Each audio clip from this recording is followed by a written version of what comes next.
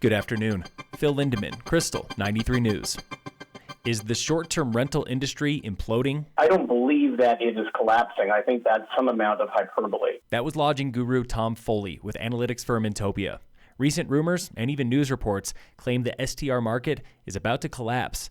Foley's been watching the trends, and he says it's not a collapse. It is consumers pushing back. Consumers simply can't cope with that at this point. It's just difficult for them to make ends meet. STRs erupted post-pandemic. We saw it here in Breckenridge, where rentals went from unregulated to the number one industry, $143.4 million last year. Foley says there's no way the rental industry, in Breck or elsewhere, could maintain that pace. It just took a little longer to get here, especially in mountain communities, because of the great snow last winter. There was also no way consumers would put up with more price gouging from rentals and traditional lodges. It's not a surprise to me. I'm a little surprised that people are surprised. But Foley does believe some rental owners are suffering. There are going to be homeowners who are upside down, who bought at higher interest rates and now are no longer making the money to cover the mortgage and need to find a way to get out. Some individuals will collapse. Whether or not they can sell is a different story because, a mortgage is at 7.25% right now or so and not likely to change. In fact, it's likely to get a bit more expensive over the course of the next 6 or 8 months. The latest trend to watch, the taming of a disruptive industry. Experts say if rental owners want to survive, they must treat their properties like businesses and adjust to the market, not simply assume they will keep milking the cash cow. This week, we've been talking about the many faces of homelessness in Summit, in the forest, on couches, and living out of cars. A local nonprofit, Unsheltered in Summit, has been giving working homeless a safe place to park and sleep for years now. And they just ran out of room. We have moved to 3 smaller areas, and those are now, as of yesterday, all full. We're starting a waiting list. That was Diane Llewellyn with Unsheltered. She hopes to wrangle a few more spots this summer in Frisco and Breck.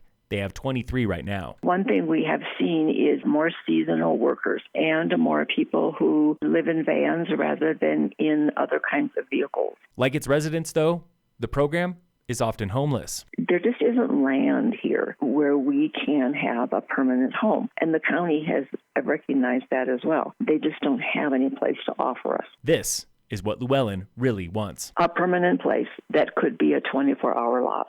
That's our wish list. This will not be easy. Towns of Silverthorne and Dillon have no interest. Frisco and Breck are helping, but limited. Local businesses like Centura, the hospital, have declined. We have a correction today from Summit County Coroner. On Tuesday, we reviewed the coroner's annual report from last year.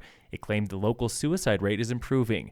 The coroner's office tells us those numbers were not accurate. The report itself had not been updated. Local suicide rate did fall compared to recent highs, but not compared to historic average. Local fire danger remains low today in Summit with no fire restrictions. A reminder that permits are required for all backyard fire pits. Get yours through a local fire department. If you're staying at a rental, make sure your host has a permit. In local entertainment news, premiering tonight at the Eclipse in Breck, it's the latest and supposedly the last Indiana Jones flick, Indiana Jones and the Dial of Destiny. Whips, one-liners, bad guys, car chases, and Harrison Ford reprising his role as Dr. Jones. What more do you need? Dial of Destiny shows today and all weekend at 4 and 7:30 at the Eclipse Theater in downtown Breck. In sports, the Rockies open a weekend series with the Tigers today at 6:10. And in local sports, need something totally Summit for your family this 4th of July?